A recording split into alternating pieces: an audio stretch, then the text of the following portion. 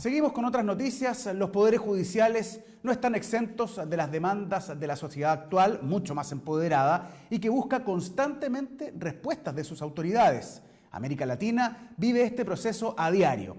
En una nueva edición de Entrevista Judicial conversamos de estas temáticas con Farid Barquet, director jurídico y presidente del Comité de Acceso a la Información de la Suprema Corte de Justicia de México. Esta es la entrevista. Muy buenas tardes. En una nueva edición de Noticiero Judicial nos encontramos hoy día conversando con Farid Barquet, quien es director de Asuntos Jurídicos de la Suprema Corte de Justicia de la Nación y además presidente del Comité de Acceso a la Información también de la Suprema Corte de Justicia de la Nación de México. Muy buenas tardes. Buenas tardes. En primer lugar, quisiera preguntarle acerca de cuál ha sido la experiencia de la Suprema Corte de Justicia de México en materia de transparencia y los avances que han logrado durante los últimos años que han sido reconocidos internacionalmente. Bueno, yo diría que no solo para la Corte mexicana, sino para el poder público en general del país, el asunto de la transparencia es algo relativamente nuevo. Y por lo mismo, en estos pocos años, a partir de que se instrumentaron reglas, procedimientos, yo calificaría de un avance significativo.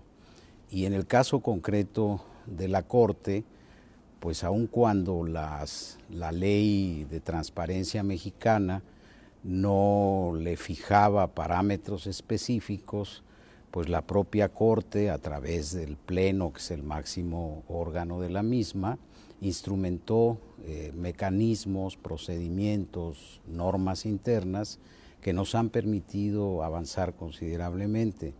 Por darle una cifra solo en términos numéricos, en el año 2013 se presentaron en los diferentes medios de consulta pública más de 50,000 solicitudes y se tuvo un desahogo muy importante, casi del 100%, por dar solo, repito, un referente cuantitativo, digamos.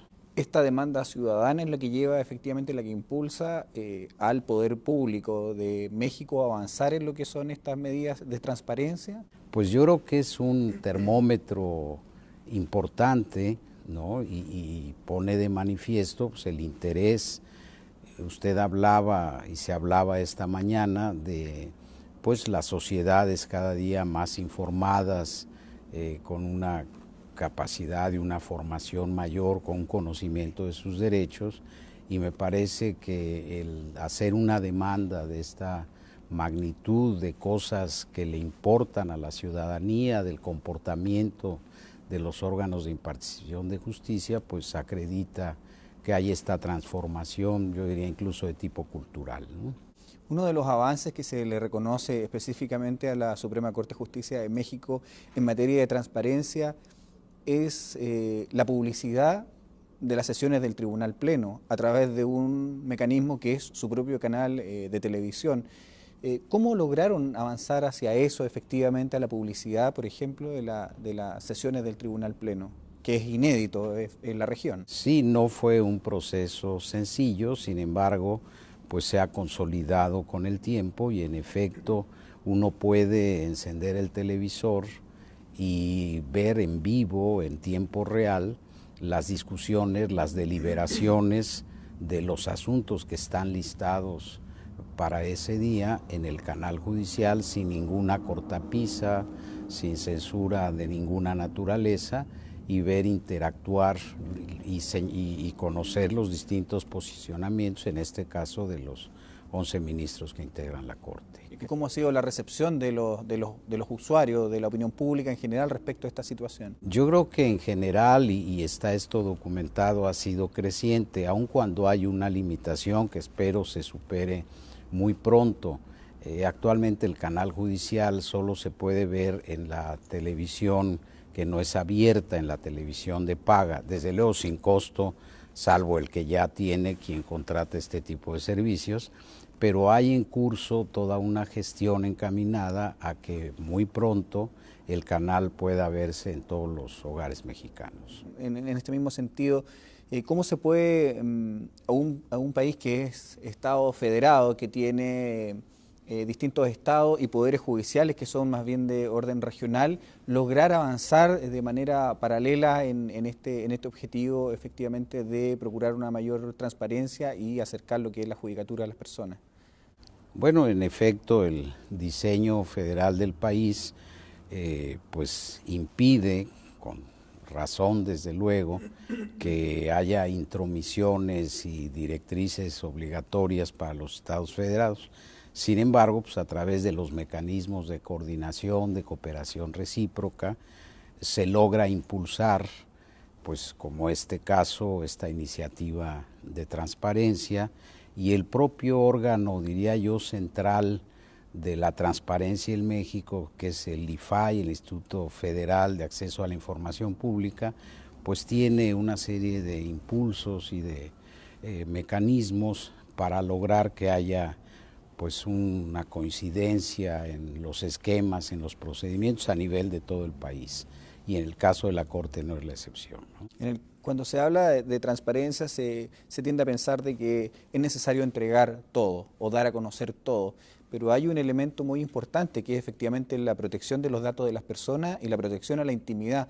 ¿Cómo resguardan ustedes efectivamente esos dos atributos que son muy relevantes para las personas? Bien, yo diría que como principio se privilegia la transparencia y la disponibilidad, pero desde luego, como cualquier derecho, tiene sus restricciones, de suerte que ya en la práctica, y esto está debidamente normado, pues hay información que sí tiene válidamente el carácter de reservado o de confidencialidad, pero son casos de excepción.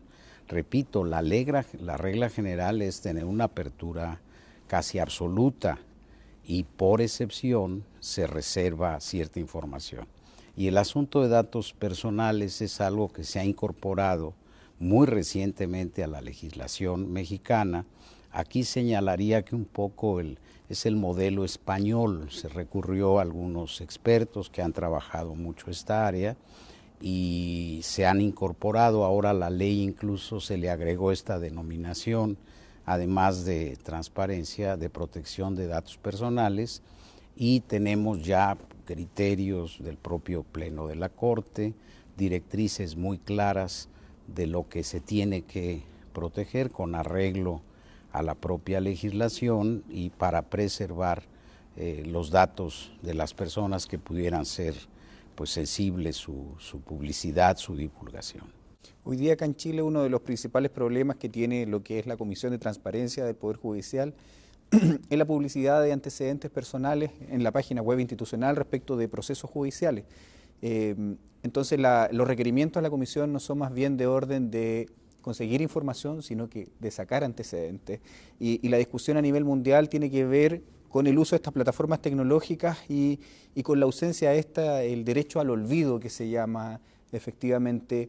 ¿Cómo ven en México esa situación? ¿Se da esta situación de que efectivamente las personas que recurren a los tribunales quedan los antecedentes registrados en la Internet y eso ya queda para siempre? ¿O las personas efectivamente tienen derecho a borrar sus antecedentes? Sí, las personas tienen derecho a borrar sus antecedentes o a impedir, y hay una disposición que prevé que esos datos solo pueden ser públicos si hay la aceptación y el consentimiento de la persona involucrada.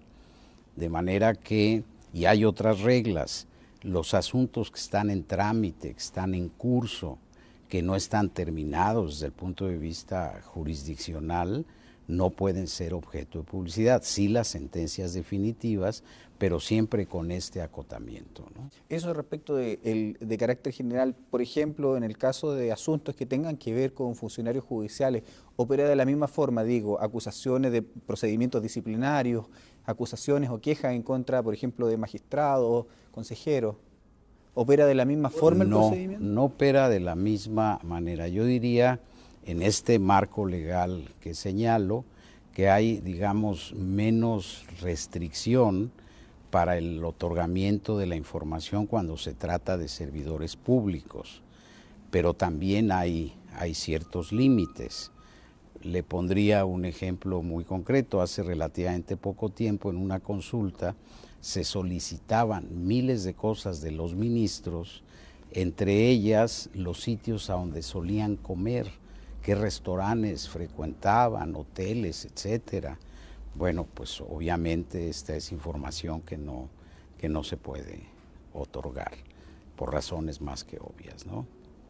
Perfecto. Respecto de la situación de Chile, ¿usted tiene alguna referencia en temas de transparencia, de cómo ha ido evolucionando, no solo respecto al tema judicial, sino que en general en materia de transparencia? Sí, y no solo porque estoy en esta ciudad preciosa y ustedes han sido muy gentiles en sus atenciones y el seminario fue muy exitoso, yo me voy muy gratamente impresionado, lo digo con toda objetividad, pero fundado también en esta interrelación tan estrecha que hemos tenido. Yo señalaba que nada menos el presidente de la Corte Mexicana, el ministro Silva Mesa, estuvo aquí recientemente en un evento muy importante para el continente, de suerte que tenemos información y me parece que hay un desarrollo, diría yo, paralelo, y sí destacaría en el caso de Chile el avance notable que se ha tenido en la adopción de métodos y en la implementación sobre todo pues de los aspectos informáticos de nueva tecnología. Entonces sí creo que hay un paralelismo y sobre todo la identificación del esfuerzo que cada quien en su país está haciendo con esta interacción tan provechosa. Perfecto. Muchísimas gracias, señor Barquet, por esta conversación. Al contrario, muchas gracias a ustedes.